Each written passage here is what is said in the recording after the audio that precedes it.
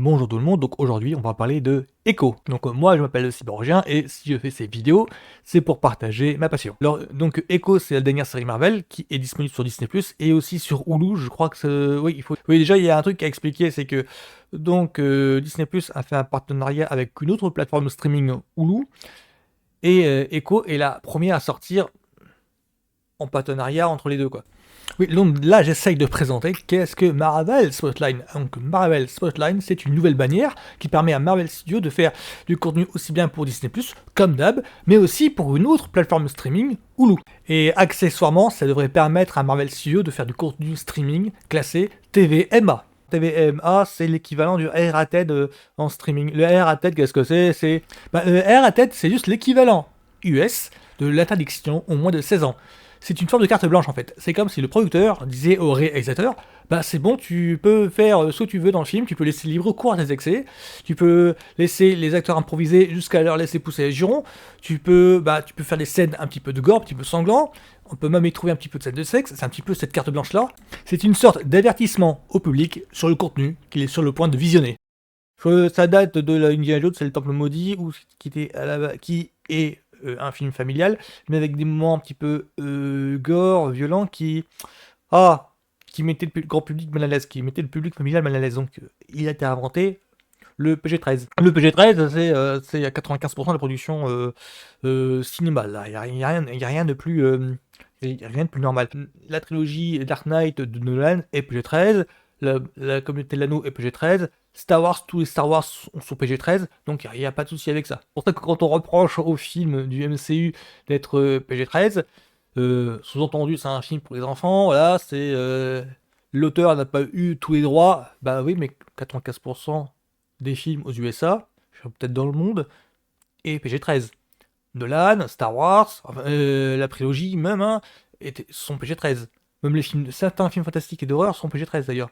Ah, là je m'embrouille, mais c'est pour vous expliquer un petit peu la complexification, enfin, à quel point c'est complexe de classer un film.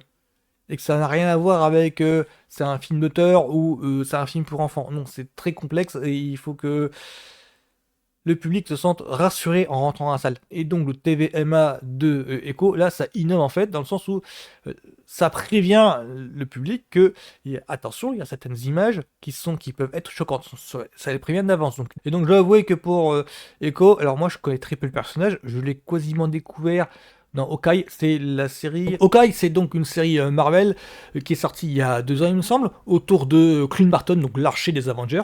Alors, on voyait donc Echo, aka Maya Lopez, présenté comme une sorte d'homme de main d'un homme très puissant. L'intrigue tournant autour de, mais de quel homme puissant s'agit-il? Et dans Echo, on en sait un peu plus sur ses liens avec le Caïd par exemple. Donc je connais Echo, mais très peu, je me demande même si j'ai déjà vu. Est-ce que je connais Maya Lopez, Echo? Est-ce que j'ai déjà vu dans les comics?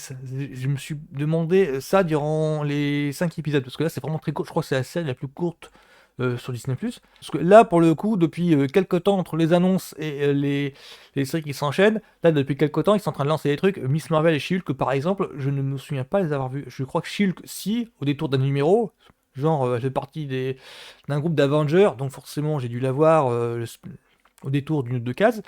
Mais sinon, je connaissais très peu le personnage. Parce que là, ils sont partis dans un truc Marvel, alors là, même les fans les plus hardcore sont obligés de fouiller au fond de leur tiroir et au fond de leur carton pour essayer de trouver ou dénicher les numéros de comics où est apparu le personnage et où est mis en scène le personnage. Et encore, je suis même pas sûr que les comics en question aient été édités en France. C'est ça qui m'amuse bien. Mais voir dans les années 90, tous les studios à Hollywood s'interdisaient de lancer un projet, lancer un film, pour la simple raison que, non mais le personnage, à part les fans de comics, qui connaît. C'est pour ça qu'on a eu pendant 10 ou 20 ans période de vache maigre en matière d'adaptation de comics, il n'y avait que les Superman et les Batman qui étaient adaptés, sinon le restant, non, le grand public ne connaît pas, donc on va pas gaspiller de l'argent pour ça. Et maintenant on arrive à un point, depuis que Marvel est en train de remarcher, où DC se retrouve obligé de lancer des films sur des personnages que, bah oui, mais à part les fans de comics qui connaissent, voilà, parenthèse fermée, Echo, qu'est-ce que j'en ai pensé? Alors,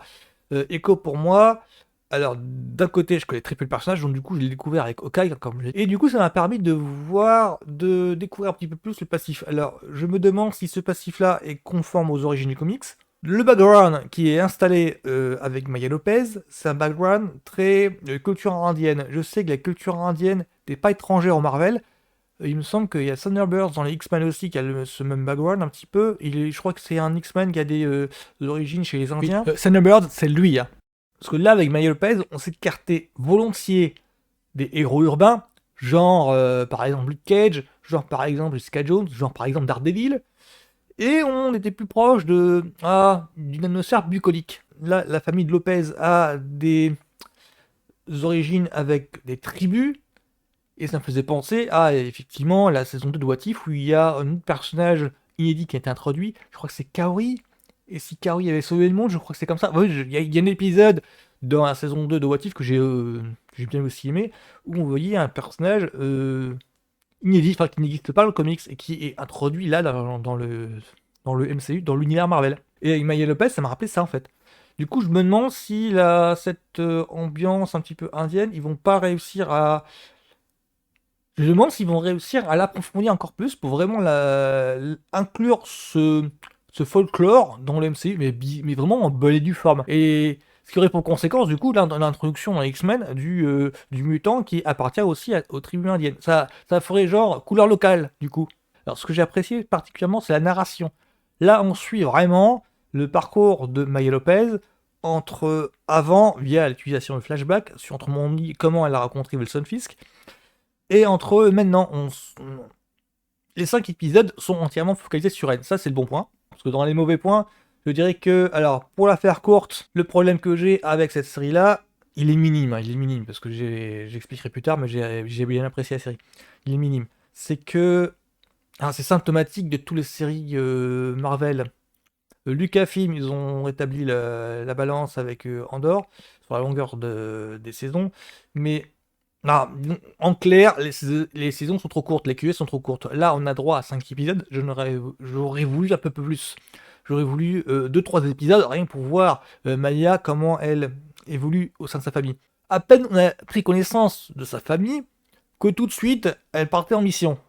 Donc je sais que ça peut plaire à beaucoup de gens, pour qui les séries de super-héros, ça se résume à de l'action pure et dure tout le temps, mais alors du coup, on perd l'intérêt d'une série qui est de s'épancher plus volontiers sur les personnages et leurs relations. C'est pour ça que les séries Netflix sont si appréciées, si les séries Netflix s'il y a une fanbase qui a réussi à se construire, c'est que les séries Netflix, c'était des saisons de 10-12 épisodes.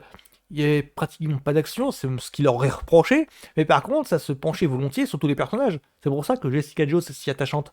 C'est pour ça que Luke Cage, même s'il y a très peu de trucs, ont réussi à s'attacher à lui. C'est pour ça, c'est juste pour ça. J'aurais adoré que il y ait des épisodes entièrement centrés sur le background d'un des potes de Maya Lopez, parce qu'elle en a plusieurs. Hein. J'aurais adoré qu'il y ait des épisodes entièrement centrés sur, je sais pas, sur le propriétaire du bowling, qui est c'est un de ses potes, je sais plus. Voilà, j'aurais adoré qu'il y ait des épisodes entièrement centrés sur les proches de Maya. Ça aurait vraiment donné la consistance à tout l'environnement au milieu de Maya Lopez. J'aurais adoré ça, mais je suis sûr que ça aurait clivé parmi les fans. Moi, j'aurais adoré. Ça peut avoir son attrait et ses défauts. Ça, je veux bien reconnaître. S'ils avaient fait ça, je suppose qu'il y a beaucoup du public qui aurait pas supporté. Genre, on ne fait pas une série qu'on peut voir en binge-watching avec des pauses aussi importantes. C'est ce qui a été reproché à Daredevil saison 2, il me semble. Mais d'un autre côté, c'est le principe même de série là qui est remis en question. C'est le principe même de... Une série doit pouvoir se focaliser de temps en temps sur les personnages secondaires, mais vraiment qui ne sont pas sont même pas dans le même cas. C'est la contrainte des QV trop courtes de 10 à 12 épisodes, et non pas 24 ni 25, où les scénaristes ne peuvent pas faire ça, ne peuvent pas faire de pause dans la narration. C'est ce principe-là que je dénonce. C'est mon seul défaut que je trouve à la série, c'est qu'il y a la QV trop courte. J'aurais adoré que ce soit 2 fois plus long du coup. Et là, en même temps, les épisodes sont trop courts. Il me semble que alors le plus long, c'est 50 et le plus court, c'est 35. Quelque chose dans ces eaux-là. Mais là, j'aurais vraiment adoré que de 5 épisodes, ça passe à 10 et que les épisodes qui restent, que ce soit que du... Les détracteurs appellent ça du remplissage. Moi, j'appelle ça jouer avec le format de série télé. C'est le principe même de série télé qui est mis en question là. Parce que techniquement, l'ambiance, ça a tombé. Enfin, moi, j'ai adoré le truc. Le générique est pas mauvais. Ensuite, petit big up pour les techniciens, genre pour les réels et scénaristes. J'ai dû faire des recherches, je dois avouer, parce que les noms me disaient rien. Je crois que la réalisatrice, c'est Sydney quelque chose. Ouais, Sydney Friante, mais je ne connaissais pas. Et il se trouve qu'en faisant des recherches, je me suis rendu compte qu'elle bossait sur des trucs que moi je connaissais et qui avaient mon agrément, on va dire, que j'aimais bien. Genre, elle a bossé sur Star Trek Strange New World, alors sur The Walking Dead aussi, sur Fear the Walking Dead, que je me regarde actuellement. Il y en a une autre aussi, je crois qu'il y a une scénariste. Voilà, une scénariste, c'est Marion Dare. Marion Dare, elle a travaillé sur Better Call Saul. Donc rien que pour ça, je me disais, oh, techniquement, ça va dans le bon sens. C'est pour ça que, bon, bah finalement, c'est peut-être pas si étonnant que ça que j'ai accroché au truc. Donc voilà, mon avis sur Echo, c'est que tout simplement, bah, c'est une très bonne surprise.